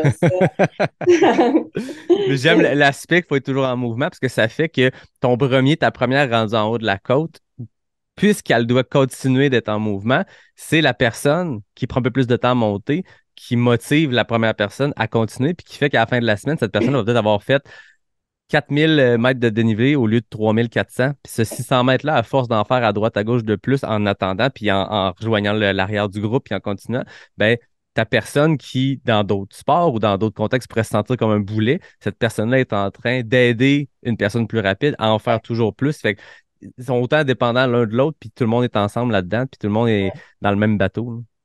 Il faut se parler quand on court. Je parle pas ben, on peut se parler entre nous, là, mais il faut se parler à nous-mêmes, puis se dire, c'est quoi le conseil que je donnerais à quelqu'un d'autre dans la position où je suis en ce moment. Il y a des fois où c'est vraiment désagréable de courir, là, on s'entend, là. C'est pas tout beau, tout rose et on a du fun et c'est cool, là. Courir, il y a des moments, il y a des moments désagréables. Et puis, tu sais, qu'est-ce qu'on se dirait, hein? Moi, je suis bien bonne pour donner des conseils aux gens, hein. Puis je suis aussi bien bonne pour parler en ayant l'air de pas souffrir pendant que je cours, puis coacher un groupe. Puis, ce que je dis aux autres pour les aider à terminer leur entraînement, parce qu'il n'est pas question de rester à l'autre bout de la montagne puis rien faire, là. Il faut que la personne revienne puis dans les temps puis que ça ait bien été. Ben, ces choses-là, je suis obligée de me les dire à moi quand je suis toute seule puis quand j'y vais. Fait que je pense que c'est bon pour tout le monde de se dire, ben, qu'est-ce que ma coach m'aurait dit? Qu'est-ce que moi, je dirais à quelqu'un d'autre, hein, pour tous ces moments difficiles, tu sais? T'as mal à ton genou droit pendant que tu cours. Tu peux aussi te souvenir que la dernière fois que tu as eu mal au genou droit, tu as fini avec mal juste au genou gauche, puis tu n'avais plus mal à droite. Tu sais. De se souvenir de ce que tu as vécu dans le passé, tu sais, les expériences. Ah, il mouille. Ben, c'était quand la dernière fois que j'ai couru sur la pluie, puis je l'ai-tu regretté? Puis comment ça s'est passé au final? Puis j'ai-tu eu plus de fierté ou moins? Ou, tu sais, on regrette jamais d'être allé. Fait qu'il faut vraiment se parler. Je suis trop habillée, je le sais que je suis trop habillée. Parle-toi, enlève-la ta couche avant de partir. Hein? Fait que je pense qu'il faut prendre ce moment-là de réflexion. C'est pas juste go, go, go, on y va. Il y a toute une partie de... Faut pas rusher, faut avoir du plaisir, faut avoir un espèce d'apaisement mental. On est là pour avoir un bon moment, puis on est dans une espèce de tumulte tout le temps. Là, on s'en va courir. Il n'y a pas grand-chose de plus lent que ça comme sport à part la marche. Hein? Fait que, justement, de prendre le temps de réfléchir puis de se dire, OK, hein, qu'est-ce que je me dirais? Hein? Ouais. Comment je m'occupe de moi-même comme de mon meilleur ou ma meilleure amie? Hein? Mm. Mm. Ben, c'est un sport où on passe beaucoup de temps à dialoguer avec soi-même. Puis je pense que tu sais, il y a beaucoup de parallèles qui se font entre la course et la vie, la course d'endurance, l'ultra ou la course en santé tout simplement, puis la vie. Puis moi, je trouve que cette portion-là, je l'ai entendu beaucoup, puis moi, je l'ai vécu aussi. On sort de des creux dans ce sport-là. On se parle beaucoup, on dialogue avec nous-mêmes. Puis après ça, quand on applique ça à la vie, ça marche bien aussi parce que comme tu dis, on sort faire une sortie de course, ça va pas toujours bien, puis des fois, il faut se motiver, puis se trouver des motivations supplémentaires, puis s'encourager. Dans la vie, c'est pareil, là. Il y a des moments où ça va moins bien, puis il y a des passes plus tough, Ouais. puis cette force-là à apprendre à s'auto-convaincre que ça va bananer, puis se trouver nous-mêmes les outils ou les boutons sur lesquels peser pour passer par-dessus quelque chose, ben, soit on l'apprend par la course, soit on l'apprend par la vie, puis vice-versa, tu peux t'inspirer d'un bord puis de l'autre, puis ce que tu apprends à la course, tu peux l'appliquer à la vie, puis de dialoguer avec soi-même, mais c'est de quoi que je fais encore plus maintenant depuis que je fais de la course. Mais je me rappelle quand j'étais tout petit, ma mère me disait ça. Tu peux toi-même te convaincre de quelque chose, puis tu peux toi-même parler avec toi-même, puis te convaincre. Non, non, t'as mal au ventre, là, tu veux pas aller à l'école. Mais si tu vraiment ça, puis là, tu te questionnes, puis tu te crains toi-même, puis tu t'encourages dans la bonne direction. Puis le cerveau est mal fait sur certaines affaires, parce que des fois, on s'auto-convainc dans le négatif. Ah non, mais je suis pas bon, je peux pas faire ça, je peux pas faire ça. Ah, j'ai mal, faut que j'arrête. Puis on entend beaucoup d'histoires de DNF, des gens qui abandonnent puis qui le lendemain le regrettent parce que finalement, ça allait pas si mal, mais on est parti dans une spin négative. Mais c'est Ouais. pareil dans la vie. On est bon des fois aussi pour ça un peu se taper soi-même sur la tête puis se creuser notre propre trou. Puis je pense que le sport d'endurance, moi, c'est ça. Il y a d'autres gens que c'est d'autres choses. On apprend à contrer ces mécanismes-là, puis de les envoyer dans l'autre direction. Oh, je suis parti sur une spin négative, on va partir par l'autre bord. On va faire un petit volte-face, on va tourner de 180 degrés, puis on va aller de l'autre côté. C'est des choses qu'on apprend dans la course en entraînement, dans la course en mode course, puis dans la vie, puis tout ça s'inspire l'un l'autre, là. Oui, tu as totalement raison. C'est très intéressant ce que tu dis là, ce dialecte, ce dialogue intérieur qu'on peut avoir. Mais c'est bon que ta mère t'en ait parlé quand tu étais jeune. Oui, Oui, parce que on c'est la pas tout le remercie. monde qui a la chance. C'est les gens qu'on croise sur notre chemin qui nous emmènent souvent des réalisations comme ça. Mm. Puis c'est une bonne chose que tu l'aies su jeune. Des fois, on l'apprend un peu plus à la dure. Il y a des petits trucs comme les mantras. Les Mhm. mantras de course. Moi, souvent, je dis aux gens, c'est juste un moment à passer. Bon, dans les intervalles que je leur donne, OK, c'est 30 secondes de montée, repose sur la descente, 10 fois. Ces 30 secondes-là, c'est juste un moment à passer. Prenez-le individuellement. Là, je leur fais prendre une roche puis la placer à une place. Puis à chaque fois, il faut aller la placer un peu plus loin. Hein? C'est un moment à passer. C'est juste un moment à passer.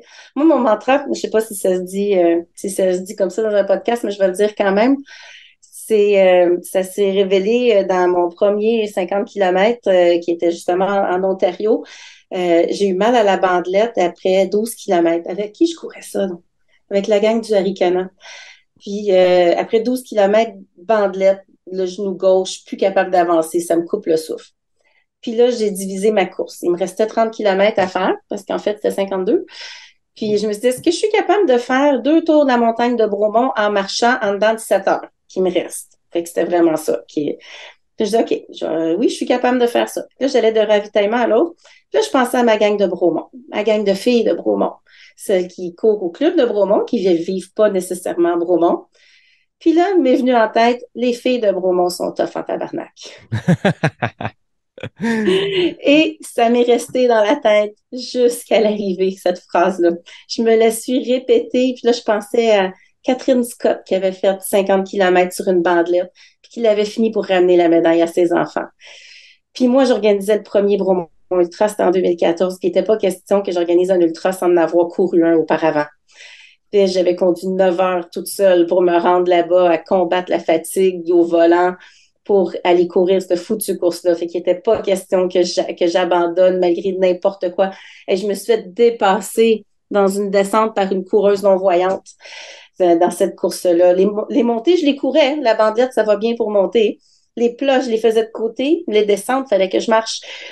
Cette coureuse non-voyante-là, je me souviens, elle s'entraînait pour faire la Bruce Trail, qui est comme 400 ou 600, je me Ouais. souviens plus, kilomètres, avec un guide.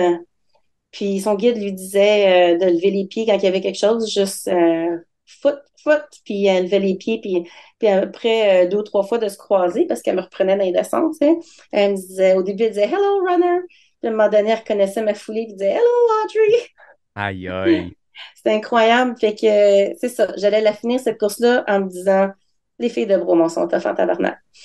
Mm. C'est malade. Ben, c'est ça. Des fois, ça prend ces motivations-là, puis on se craint, puis je sais pas pour toi, mais des fois, on part, puis pas on s'invente des scénarios, mais tu sais, quand tu disais tantôt, il pleut, là, ben, tu sais, c'est le bordel. Il y a une couple de jours ici à Québec, là, une couple de semaines, là, ça avait aucun sens, la quantité de pluie de côté, le vent, puis là, t'oublies c'était quoi l'entraînement du jour, t'oublies ton pace habituel, puis là, tu tombes en mode Survivor, puis dans ta tête, tu te crées un scénario, puis tu t'es face au vent, puis t'es mouillé, puis tu t'en fous, puis on se crée ces affaires-là. Je relate beaucoup quand tu dis on se craigne de quelque chose, puis là, tout a été une phrase récurrente de les filles de Bromont sont tough en tabarnak. Ben, ça motive. Oui. On a le droit de sacrer, c'est un podcast, on fait ce qu'on veut, mais il y a de quoi quand même là-dedans, le tabarnak. Je veux dire, tu mords dedans, juste quand tu l'as dit, on l'a senti, la mâchoire se crispe, puis il est le fun à mordre dedans. Ben, quand ça fait mal de partout, puis tu veux finir ta course, si c'est ça que ça prend comme motivation de se répéter, ben tant mieux, let's go, on le fait. Puis j'aime beaucoup ça. Les filles de Roman sont tough en tabarnak. Je pense que je vais l'utiliser comme promotion pour l'épisode. J'ai toujours une petite citation que je publie la veille de la diffusion pour craquer les gens. Je pense que je vais juste mettre ça. Mon seul sacre de tout le podcast. C'est parfait. For the Mais, record, Audrey n'est pas vulgaire, mais quand c'est pour se motiver pour finir une course, oh là, ça se passe. celle-là, ça avait été épique parce que je me souviens de l'arrivée. Tu sais quoi, quand on fait une course comme ça, puis que tu pars avec ta gang d'habitués, là, t'as du monde de tous les niveaux. Il y avait Jeff, voyons, comment c'est, Gosselin, Jeff OK. Gosselin, je sais pas si tu te souviens de Jeff Gosselin, il est rendu en Europe, là, justement. Euh, puis, fait que Jeff, au départ, je disais, hey, j'ai 2 paires de souliers, j'en ai une je fais des ampoules avec. Il dit, es-tu capable de courir sur des ampoules 50 km? Je suis comme, bah, oui. Hein? Il dit, ben, en tout cas, prends ceux tu sais, que tu vas être le plus confort, c'est pas grave pour un peu de légèreté. Tu sais. Fait que là, j'avais pris mes souliers pas d'ampoule, finalement. Fait que, tu sais, je prends mon départ quand même avec. Jeff, il était sur le 80 lui, cette fois-là. Ça avait vraiment mal été son affaire en plus, je me souviens. Mais en tout cas, je prends mon départ avec, puis je m'attends à finir à peu près en même temps que lui. On n'a pas la même distance. Puis j'ai toute mon autre gang de quand même pas pire efficace. Puis je m'enlignais pour faire ça en 7 heures, moi, cette course-là. Je suis partie avec eux autres, là, puis ça allait vraiment super bien. T'sais. Puis là, ben, ils me revoient plus, puis ils m'attendent. Là, ça m'a pris 9h34 faire 52 kilomètres. Là. C'est long, hein? C'est correct, là. Mais puis à chaque ravitaillement, je checkais ma montre. J'avais imprimé ma feuille des Ouais. cut-offs, le coureur le plus lent. Puis j'étais toujours comme 20 à 40 minutes en avant du plus lent. Hein? Puis je checkais 10 kilomètres avant la fin, ma montre meurt. Puis là, j'étais encore avec mes filles de Bromont dans la tête. Puis tu sais, d'un ravitaillement à l'autre, je suis capable de me rendre. Je vais-tu regretter trop de ne pas avoir continué à avancer? Puis quand je suis arrivée, là, toute ma gang m'attendait. Tout le monde m'attendait. Mais qu'est-ce qui t'est arrivé? A été là, t'as fini, bravo. Je voulais tellement faire imprimer mon chandail parce que là-bas, tu le fais imprimer quand t'as fini, t'sais. Fait que c'était vraiment hyper important. Puis même chose quand j'ai fait le North Face à Bear Mountain, le 50 kilomètres. Là, Alistair, lui, faisait le 80. Puis Alistair, il a fini naturellement avant moi son 80. Moi, je faisais le 50. Partait pas tout à fait à la même heure. Puis quand je suis arrivée, là, Alistair m'attendait. Puis toute la gang du club m'attendait. Bon, j'étais pas tout à fait la dernière, là, mais tu sais, j'étais pas dans les premières ni dans le mid-pack non plus. Puis tout le monde était là. Puis c'est comme ce respect d'avoir fini. Hmm. Ouais. T'es autant dans la gang en avant qu'en arrière. Ben oui. Fait que peu importe ce qui t'emmène à la ligne, oui, il y en a des DNF, là. Ça arrive. C'est moins pire un DNF qu'un DNS. Ouais. Did not start. Mais cette espèce d'entraide-là, là, ça revient toujours à ça pour moi, que c'est pas grave. T'sais, Alistair m'a dit, tu l'as fait, hein? Il était là, il m'attendait. C'était absolument fantastique. Ces moments-là, là, ça c'est dans mes plus beaux. De finir la course, puis d'avoir ma gang de plus rapide qui sont là pour moi. Pouah, ça vaut de l'or. Hein? Mais c'est un sport, je trouve qu'on célèbre autant le premier que le dernier. Il y a même des courses comme le Gaspésia puis d'autres courses aux États-Unis où on remet même un prix spécial au dernier finisher dans Ah, les pour vrai? cut-offs, puis on le célèbre autant que le premier. Tu sais, à la cérémonie des podiums à Percé, le lendemain du Gaspésia 100, Ah, Jeff remet une j'y vais lanterne cette rouge. année.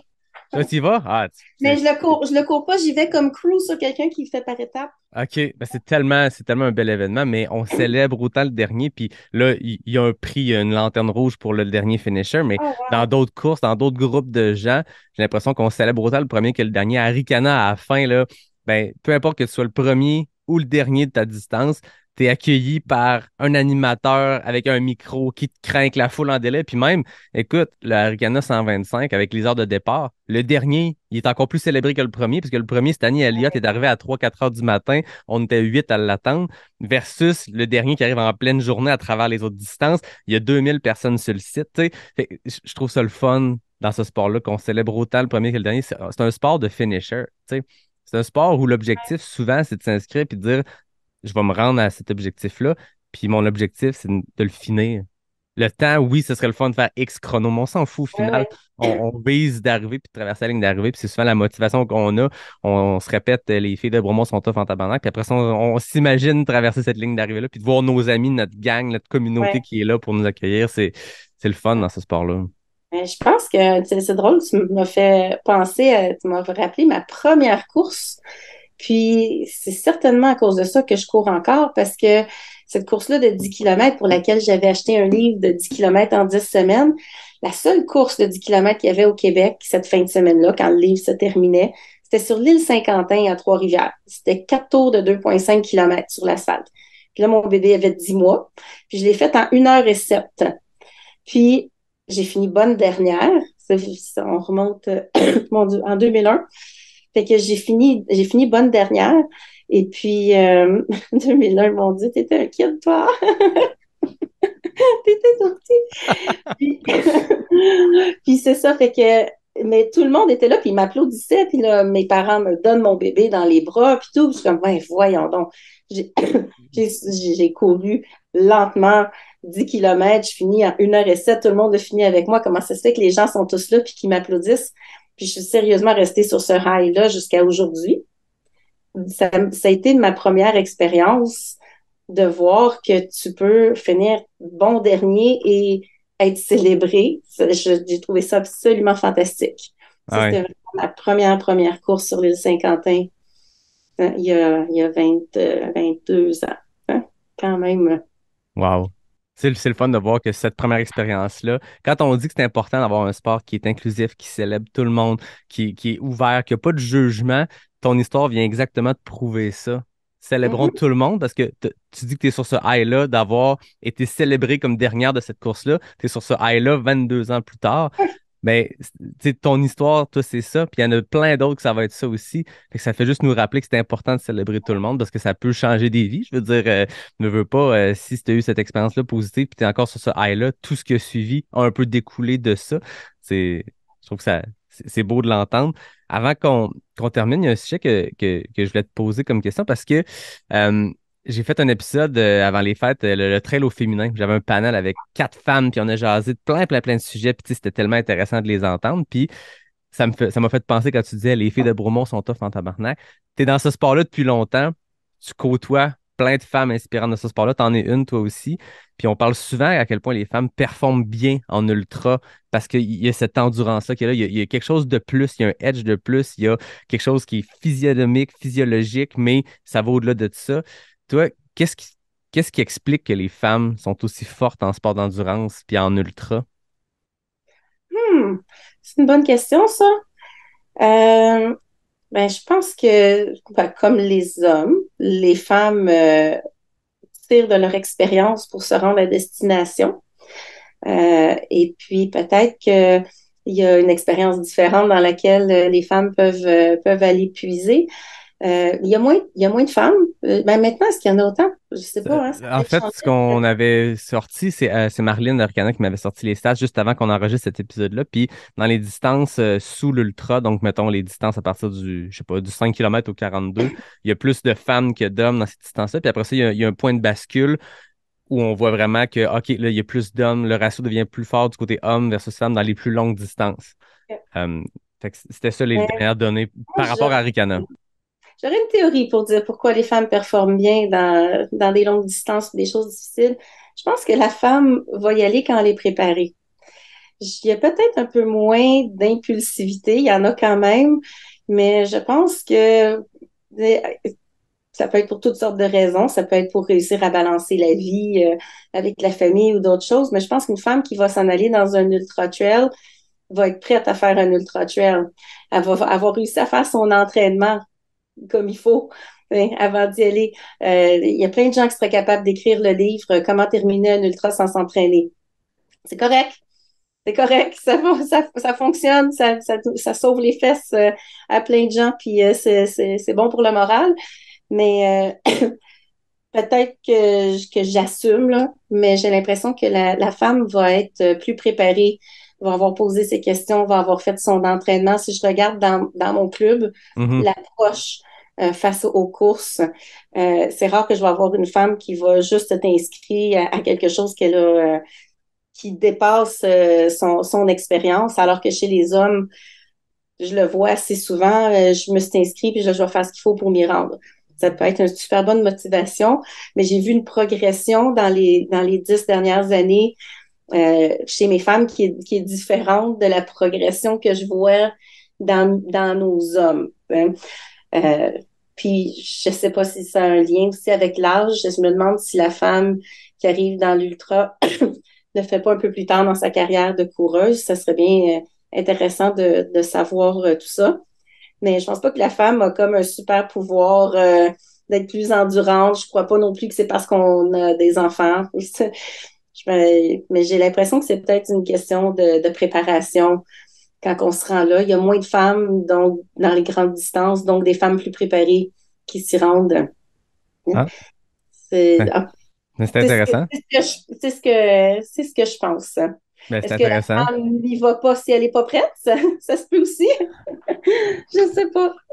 C'est intéressant, mais c'est ça, je voulais t'amener sur ce sujet-là parce que je me dis, après plus de 10 ans à coacher, toi aussi à pratiquer ce sport-là, mais à coacher, tu côtoies je veux dire, on le disait avant d'enregistrer, il y a des milliers de personnes qui sont passées dans ce sport-là. Je me suis dit, je vais poser la question.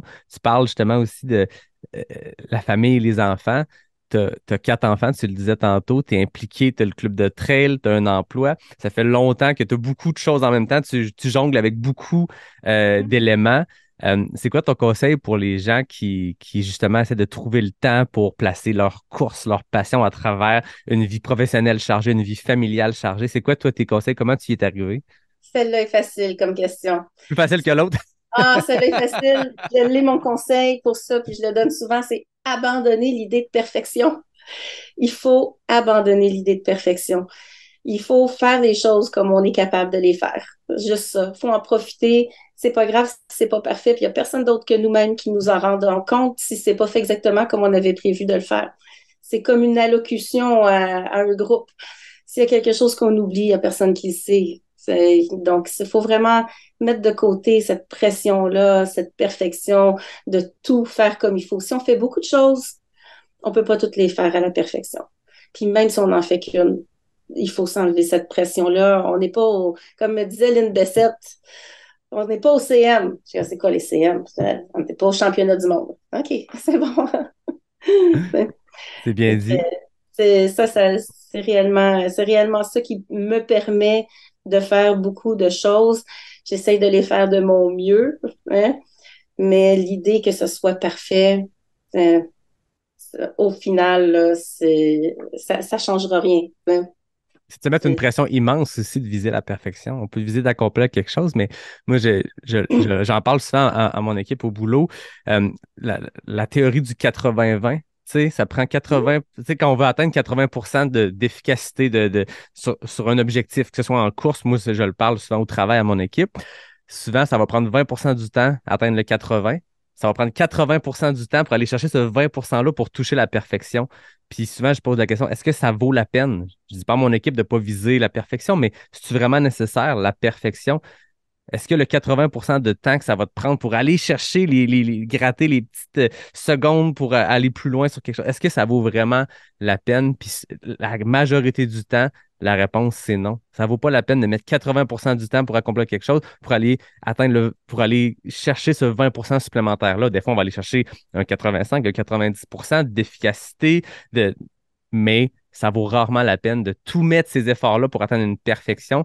C'est pas du temps qui est bien investi, qui est optimisé, puis c'est aussi bon pour l'entraînement, c'est bon pour plein de choses, mais viser la perfection, c'est de se mettre une pression qui est immense, puis la plupart du temps, c'est vraiment pas nécessaire. Ouais, mais je vois ton tableau là, derrière avec la montagne, là, je vois le pic. Tu sais, je me dis, pour atteindre le sommet, oui, tu vas aller le donner, tu vas aller le faire, cet effort-là, pour atteindre ça. Mais là, on parlait d'accomplir plusieurs choses, Mhm. d'être sur plusieurs sujets, d'être dans plusieurs passions. Tu sais, fait que pour toucher à tout, puis avoir du plaisir, puis réussir à équilibrer, on abandonne ce grand effort-là de la finale. Mais pour atteindre le top de ta montagne, par exemple, là, tu vas aller le faire, cet effort-là. T'sais. Ton un objectif, comme moi, ma collègue de fond au Bromont Ultra l'année prochaine, je connais déjà mes objectifs. D'ailleurs, guys, j'ai besoin de gens pour venir courir avec les DAU au Bromont Ultra. On s'occupe de vous. Fait que, ça, je sais déjà qu'on a un objectif de collecte de fonds, puis ça se fait comme tout seul. Au Bromont Ultra, il suffit juste de partager notre passion, puis on dirait que ça se fait tout seul. Mais là, je vais le donner mon effort supplémentaire l'année prochaine, hein, à ce moment-là. Fait que c'est pour quelques petites affaires que oui, ça vaut la peine. Mais perfection, non. Mm. Hein? C'est- L'effort, oui, mais de là à dire que c'est parfait, Non, non, exact. Mm. Avant de terminer, moi, Audrey, j'ai toujours les questions éclair NAC. C'est 10 questions rapides. Puis il y a même des records, des temps, des fastest known time. Puis depuis le dernier épisode, le 129e, c'est Emmanuel Salambo de Guara qui est le record en 11 secondes chez les femmes. Chez les hommes, c'est Yvan Lheureux en 10 secondes. Ah oui, C'est très rapide pour 10 questions. Bon, à leur oui. défense, c'était en personne. Il n'y avait pas le petit délai de Zoom, mais pour le plaisir, on peut se lancer. C'est 10 On répond questions. par oui ou non? En fait, c'est 2 éléments que je te mets en opposition. Donc, il faut que tu OK. répondes le plus rapidement possible à un de ces 2 éléments-là. Et je sors mon chrono, puis tu me dis quand t'es prête. Peur. Non, ça fait pas si peur que ça, tu vas voir. Je suis C'est prête. pas des cols. It's now or never. Route ou trail, Trail. des plus ou des moins, C'est plus. sucré ou salé, Salé. bouette ou racine, Boîte. questionnaire, caramel ou vanille, Caramel. conifère ou feuillu, Conifère. bâton ou pas de bâton, Pas de bâton. rock ou hip-hop, Rock. hiver ou été, Été. Montreux ou Bromont. Montreux. Oh, 21 secondes, très fort. Montreux, désolé pour Bromont. Mais là, c'est sûr qu'il fallait qu'il y ait une petite colle à travers ça. C'est magnifique, Bromont, mais là, Montreux, la façon que tu en as parlé tantôt, la façon que tes yeux se sont. Il y a eu des étoiles dans tes yeux quand je t'ai mentionné cette course-là, puis tu m'as raconté cette histoire-là. Je pense qu'il y a une place spéciale dans ton cœur. Oui, oui, j'irai vivre en Suisse demain matin. Je m'ennuierais trop de ma gang, mais réellement, ça revient souvent. Bon, j'ai pas battu le record, mais c'est correct. C'est une On avance. performance très admirable. C'est des réponses intéressantes. Mais je J'ai pense que lancé. j'ai répondu trop vite. C'est pas vrai, salé, c'est sucré. Ah ouais. Ouais. Avant que les gens ils m'envoient des messages pour me dire que c'est pas vrai, là. Les gens te connaissent, OK? Je ne pas que Les les gens gens me connaissent. savent. Ouais, ouais. J'ai lancé l'automne dernier suite à l'idée d'un de mes amis coureurs qui s'appelle Étienne Dugas, la playlist Spotify de Pas sorti du bois. Ça s'appelle le Walkman de Pas sorti du bois, ceux qui veulent Ouais. la trouver. Puis j'ai collecté les choix musicaux de mes invités et de mes auditeurs. Puis maintenant, ben, à chaque épisode, je demande à mon invité quelle est la chanson qu'on ajoute à cette liste de lecture-là. Est-ce qu'il y a un Ah. titre qui te vient en tête qu'on ajoute dans le mix? Oh mon Dieu, comment ça s'appelle? C'est The Killers. I got sold, but I'm not a soldier, que ça dit dedans. On va faire les recherches. Je sais pas Ouais. si c'est le titre. Comment tu dis ça? I got Dans soul. le texte, ça dit I've got soul, but I'm not a soldier. J'ai de l'âme, mais je ne suis pas un soldat. La chanson semble s'appeler All These Oui, Things That I've that Done. I've done, Ben, c'est ça. on ajoute ça à la playlist alors. Ah, fantastique. Celle-là, c'est celle qui, quand tu as fini ta run, puis qu'elle part, tu repars faire ta run dans l'autre sens. Ça. J'adore. C'est la chanson qui vient te chercher, qui vient te Ouais. motiver. Ah oui, oui, oui, totalement. Ouais. Juste pour Avant, l'entendre. avant qu'on se laisse, Audrey, tu as parlé de la Fondation des sports adaptés, puis j'ai entendu beaucoup dans ce que tu racontais. Oui, l'impact que ça a sur ces gens-là, mais aussi ça prend des bénévoles, ça prend des gens qui viennent s'impliquer. Si ça a allumé des lumières chez les auditeurs, les auditrices qui ont entendu, puis qui ont dit j'ai le goût de m'impliquer, j'ai le goût de mettre la main à la pâte, puis d'aller aider pour la Fondation, comment on fait? C'est quoi le guide pour Moi, je dirais, ben, on peut aller sur le site web, c'est sportadapté au pluriel.ca, mais vous pouvez me contacter directement, audrey@sportadapté.ca. Puis, on va juste jaser. Vous pouvez me rejoindre par Messenger, partout. Je suis super accessible. Sur le site de la Fondation, c'est mon cellulaire qui est là. Puis, vous me dites ce que vous aimez. Puis, tu sais, quand on est bénévole pour la Fondation, là, on dit ce qu'on aime faire. Ça peut être du vélo, du ski, de la course. Puis ensuite, une fois qu'on est dans la base de données, nous, à la Fondation, on va contacter les gens qu'on a des besoins. OK. Vous pouvez pas, c'est pas grave. J'ai même pas besoin de nous le dire que vous pouvez pas être là. Mais vous pouvez, mais là, vous nous le dites, puis là, on s'organise, puis vous venez. Puis s'il y a de la formation à avoir, tout est inclus, on fait tout, on vous apprend, on n'a pas besoin que vous ayez les connaissances, l'expertise, l'habitude avec les gens à mobilité réduite. On va vous le dire comment on se sert des équipements, on va vous aider, on est là, on vous mettra pas responsable de toute une sortie quand vous allez arriver. T'sais. C'est vraiment, c'est graduel, puis vous avez un malaise, vous voulez pas, ça vous tente pas, c'est pas grave. Il y en a pas de pression, mais on a besoin. Puis c'est grâce aux centaines de gens qui, justement, ont voulu voir, ou ont voulu nous dépanner dans un moment où on était vraiment mal pris, que là, les gens, ils sont de plus en plus là. Puis une fois que ça a été fait une première fois, c'est le pas à faire. Mais là, oh, ça allume quelque chose. Puis nous, ben, on a cette chance-là d'avoir ces gens, peut-être vous là, qui écoutez, qui reviennent par la suite et puis qui permettent à des gens qui n'ont pas nécessairement notre latitude de mouvement, Mhm. mais de vivre les mêmes choses que nous, avec la Ouais. même intensité, sinon plus. Ouais. C'est ça que je trouve beau dans ton histoire, dans l'histoire que tu racontais par rapport au sport adapté, c'est d'amener ces gens-là. Puis, comme tu dis, des fois, c'est même encore plus. Ils vont le vivre avec une intensité supplémentaire parce que des fois, on prend pour acquis ce qu'on a. Puis, tu sais, les gens qui écoutent, les gens, il y en a beaucoup qui sont en train de courir en ce moment. L'adrénaline qu'on va chercher, le après, on devient habitué à ça, mais on s'en passerait pas. Tu sais. Puis ça, ces gens-là s'en passent, puis ils n'ont peut-être pas accès à y toucher comme nous, on peut le faire aussi souvent. On va courir 5-6 fois semaine. On touche ce moment de plaisir-là, mais aussi ces sensations-là qu'on vit qui nous font du bien 5-6 jours par semaine. Puis des fois, ces gens-là n'ont pas cette chance-là qu'on a. Fait que de l'amener, comme tu dis, j'aime comment tu termines, avec une intensité des fois encore plus grande que nous, puis de permettre à ces gens-là de le faire, c'est magnifique. Merci beaucoup, Audrey. Ça a été un grand, grand plaisir de découvrir toi comme entrepreneur. J'ai l'impression que tu as un esprit entrepreneur, tu pitches partout, tu t'impliques. Non, je dirais pas que tu pitches partout parce que ça a l'air d'être non organisé. Tu t'impliques partout. Tu es une super ambassadrice pour notre sport, puis ça a été un grand plaisir de débuter l'année 2023 avec toi. Merci de m'avoir reçu, puis merci de ce que tu fais parce que tu me traites d'ambassadrice, hein, mais sérieusement, t'en fais beaucoup. Tu propages, tu partages, tu permets aux gens de connaître le sport et puis de découvrir plein de facettes. Fait que merci à toi, Yannick. Ben, merci, c'est super gentil. À tous nos auditeurs, nos auditrices qui sont peut-être en train de courir ou en train de faire de la route, je vous souhaite un bon début d'année. On le dit en ouverture. J'espère que vous allez avoir du plaisir d'instant. Ça devrait juste être ça l'objectif. Hein. Après ça, on va aller jouer dans le bois, on va avoir du fun.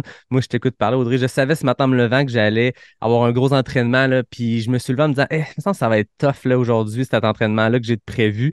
Puis là, tu m'as inspiré, là, j'ai des fourmis dans les jambes, là, j'ai le goût de sortir dehors puis d'aller me torcher parce que c'est une grosse séance d'intervalle, mais ça m'a donné le goût. Donc, merci. J'espère que tu as eu le même effet sur les gens qui écoutent. Comme d'habitude, je termine en remerciant NAC, qui est le partenaire officiel de Pas sorti du bois. Je remercie Capic pour le bon café. Je remercie Noctem, qui est aussi un partenaire du podcast. Et je remercie David Hébert, Fred Desroches, des gars qui à la base du podcast, au tout début, il y a maintenant quasiment 2 ans et demi, on contribué avec le design graphique, avec le son, les images. C'est vraiment le fun de pouvoir compter sur des gens autour de nous pour nous aider quand on démarre des projets. Puis 2 ans et demi plus tard, j'ai remercié encore à chaque épisode. Je trouve ça important. Merci Audrey, merci tout le monde, puis je vous dis à la semaine prochaine pour un 131e épisode de Pas sorti du bois, le podcast 100% trail.